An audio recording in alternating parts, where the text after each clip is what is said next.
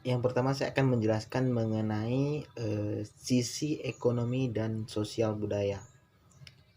Potensi perikanan dan kelautan bangsa Indonesia diharapkan menjadi primadona baru pembangunan di masa yang akan datang. Nah, potensi tersebut bila dikembangkan dengan baik akan menghasilkan pendapatan negara yang baik.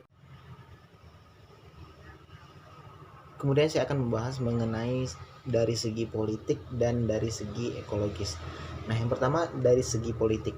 Nah, dalam kaitannya dengan pembangunan sumber daya laut, pemerintah dan bangsa Indonesia telah membuat sesuatu kebijakan yang strategis dan antisipatif, yaitu dengan menjadikan matra laut sebagai sektor tersendiri dalam GBHN tahun 1993. Kebijakan ini diperlukan dengan penetapan kebijakan pembangunan di sektor kelautan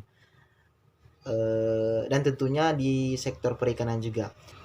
Diperlukan dengan penetapan kebijakan pembangunan di sektor kelautan dan perikanan yang mantap dan berkesinambungan. Dalam mengefektifkan kinerja kebijakan tersebut, perlu didorong melalui peran ekonomi politik dalam rangka tercapainya tujuan pembangunan yang berkelanjutan.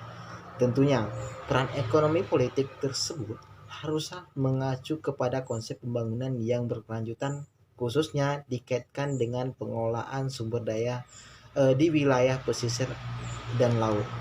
Kemudian aspek ekologi, bagaimana meminimalkan dampak penangkapan ikan terhadap lingkungan dan SDI, termasuk untuk spesies non target dan spesies yang dilindungi.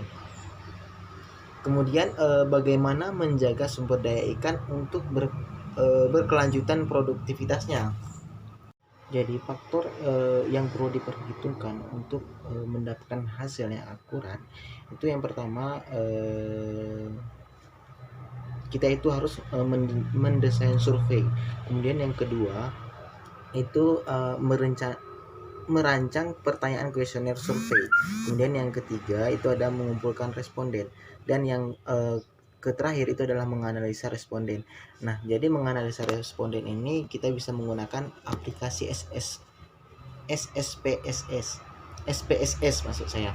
Nah, dengan aplikasi ini kita bisa mengetahui data tersebut akurat ataupun tidak.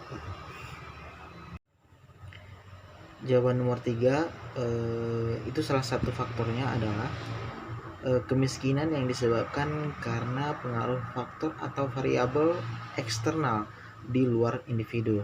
Kemudian faktor yang kedua, kemiskinan yang disebabkan karena variabel-variabel kebijakan makro yang tidak begitu kuat. Kemudian yang ketiga itu ada kemiskinan yang disebabkan karena variabel-variabel yang melekat. Nah, kemudian jawaban yang keempat, salah satu caranya untuk mengatasi ataupun solusi dari faktor-faktor tersebut adalah yang pertama itu adalah menciptakan lapangan pekerjaan bagi mereka.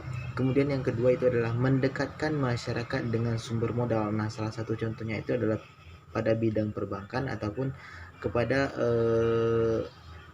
pihak-pihak lembaga keuangan yang lainnya. Kemudian yang ketiga itu adalah mendekatkan masyarakat dengan sumber teknologi. Nah, jadi tugas kita itu adalah mendekatkan mereka kepada sumber teknologi, mengajarkan mereka bagaimana memasarkan hasil tangkapan mereka. Kemudian yang keempat, mendekatkan masyarakat dengan pasar.